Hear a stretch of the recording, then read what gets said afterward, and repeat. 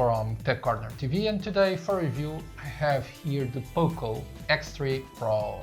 If you don't know or simply are distracted, let me explain that POCO is a Xiaomi sub-brand and this year went crazy and launched to the market several mobile phones with the top-of-the-range or flagship features, but nevertheless with prices to blow up the market. One of these phones, and already in the evolution of the POCO X3 NFC, launched last year, is the POCO X3 Pro, which despite the name no longer mentions NFC, still has the NFC functionality, but has had several upgrades. But not everything has been improved, especially in camera area. But I will talk about the camera later, since it is one of the longest topics. So, for now, we will see the other features. Let me just change to the top camera to start the unpacking. Okay, so in the box, let's open this one. Okay, we have the usual POCO welcome card.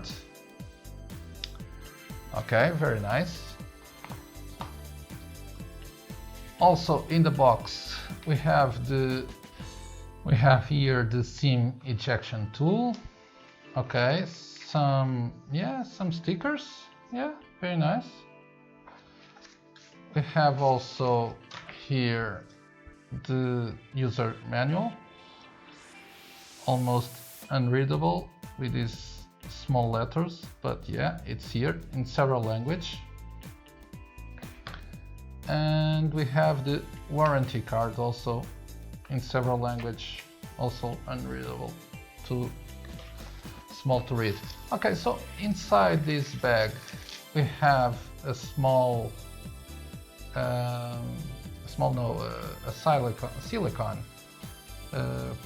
cover for the mobile. Let's take this out of the way, and here is the awesome mobile. Okay, so yeah. Okay, let's take this out. And ooh, nice. Look at this double finishing. We have here, very nice, really. Look at this, very nice. Let's turn the mobile on. Okay, while this turns on, let's power on. Let's see what else we have here. We have a USB cable. It's the orange or red type, and we also have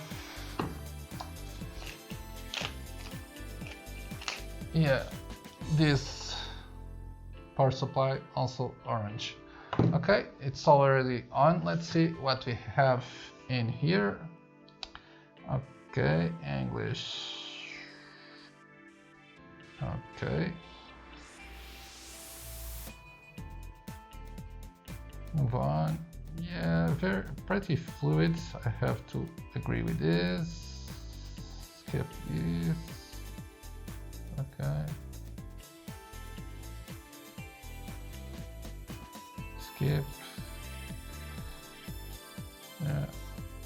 Accept.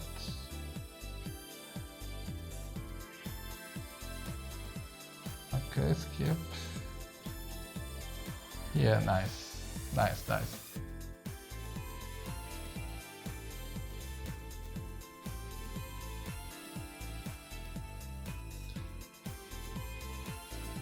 Okay, at the top we have infrared emitter.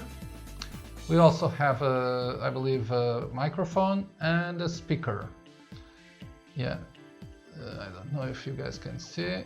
And on the bottom we have the USB connection, also a speaker. Yeah, and a socket for 3.5mm jack. And yeah, a second microphone also. Right when we open the box in this plastic, we can see the ad for the new Snapdragon 860 processor packed with 8 cores and 7 nanometer, as opposed to the 5 nanometers that you can usually find in the flagship mobiles. You still have an awesome performance, even in the most demanding applications like games, but at a great price. However, to keep the price under control, they had to cut back on some specification, as I already mentioned. Another cool feature is the Liquid Cool 1.0 cooling that allows you to always have the phone on a low temperature even when you play, which in addition of being desirable is amazing. It is packed with a 6.67-inch screen with Corning Gorilla Glass and by default is configured at 60 Hz. But you can switch to a frequency of 120 Hz in the configuration area of your phone. But be aware, increasing it to 120 Hz will make everything more fluid, but on the other hand, it uses more battery.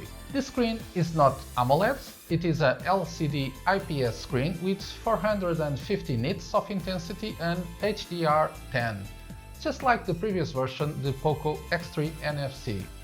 Even so, it works very well and you barely notice the difference, especially when it is at 120 Hz.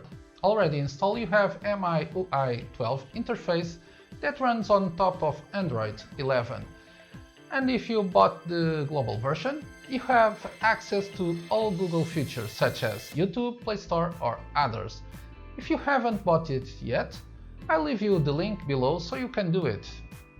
The version that I have here has 8 GB of RAM and 256 GB of UFS 3.1 storage.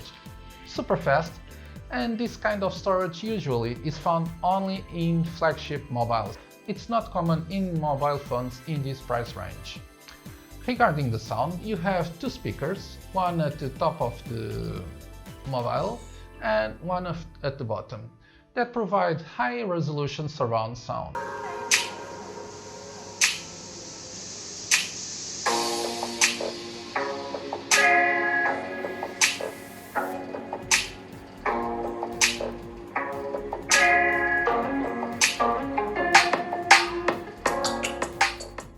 POCO has certified this mobile IP53, which in practical terms, dust and splashes, even light water jets, should not affect the operation of the mobile phone. Yet, I do not recommend that you test it by placing it underwater.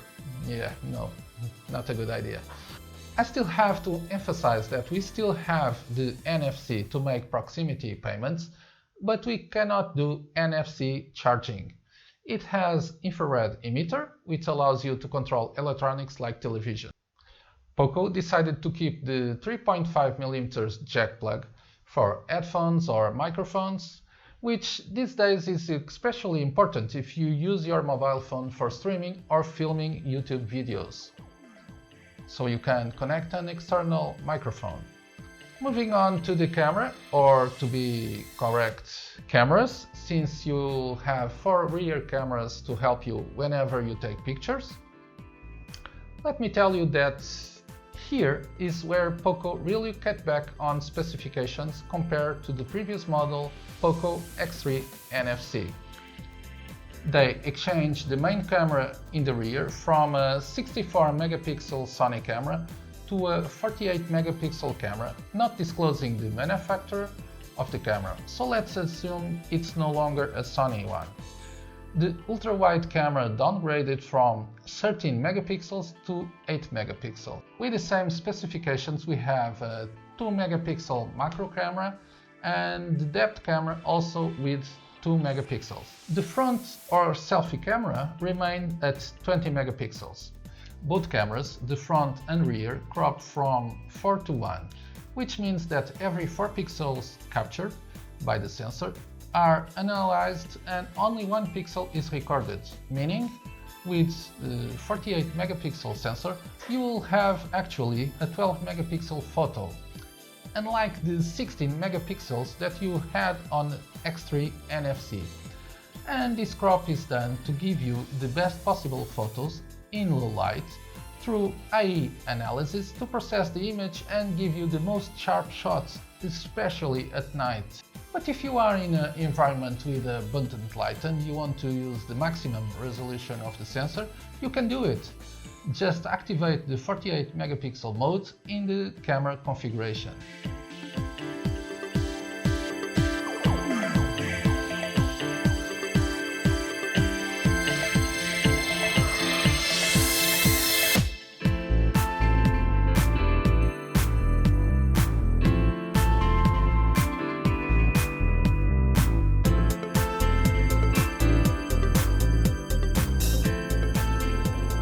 To make videos, you can record at 4K, 3840 by 2160 pixels at 30 frames per second. You still have two 1080p modes, 9020 by 1080 pixels at 60 or 30 frames per second. And for last, 1280 by 720 pixels at 30 frames per second.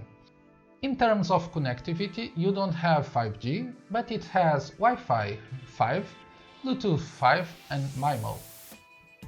You can use in the X3 Pro a mix of two operator cards or an operator card and an SD card that can go up to 1 terabyte.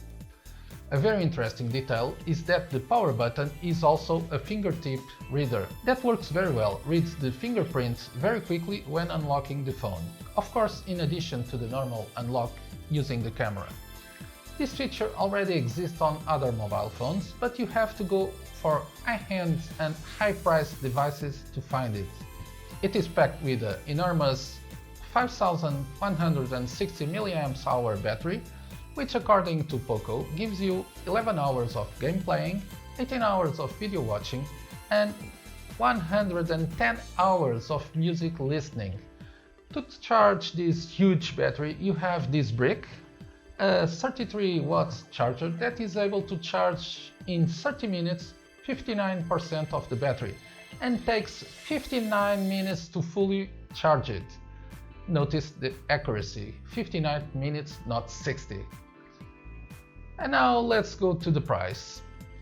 The unit that I have here costs about $334, more or less 286 euros or 246 pounds. It was bought directly in POCO Spain using AliExpress. If you choose the model of 6 GB of memory and 128 GB of storage, you can get values below $300, more or less 256 euros or 220 pounds. This also in Europe. You probably have in the United States some local warehouse where you can buy it also. See the link I left here in the comments section. What can I tell you? I don't know if we can call this mobile an evolution of the POCO X3 NFC. I qualify it as an alternate model. Think about it. In reality, there was a trade-off here. You gain more speed with more powerful processor, but you got a weaker camera. All other features like NFC, dual surround speakers, resolution and video modes basically are similar or even the same of what you got on POCO X3 NFC. Sure, we have an upgraded Gorilla screen glass from 5 to 6, the storage goes from UFS 2.1 to 3.1, and you now have a dynamic adjustment of the refresh rate of the screen. It's true, they are upgrades. But where you really see the difference, it's on the processor and the camera. The real difference here is the faster processor and the weaker camera. So all of this means that you will be worse served with the X3 Pro. Not at all. In my opinion, 48 megapixels should be more than enough for everyday photos. And more processor is always better. Despite considering its weak evolution, between the X3 NFC and the X3 Pro, I continue to prefer this model. No doubts about it. I hope that you like it. I loved having you around for this review.